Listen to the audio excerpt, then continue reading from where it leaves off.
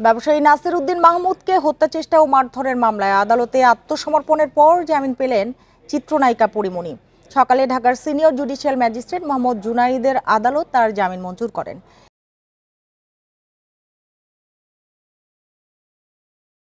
এর আগে আদালতে এসে আত্মসমর্পণ করেন চিত্রনায়িকা পরিমণি। পরে তার পক্ষে জামিন আবেদন করেন আইনজীবী নীলাঞ্জনা রিফাত সুরভি।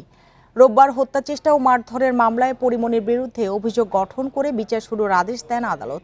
একই সাথে তার বিরুদ্ধে জারি করা হয় গ্রেপ্তারি পরোয়ানা। 2022 সালে রাজধানীর উত্তরার বোট ক্লাবে অপ্রীতিকর পরিস্থিতিতে মারামারি ও ভাঙচুরের ঘটনায় জড়িয়ে পড়েন আলোচিত চিত্রনায়িকা পরিমণি।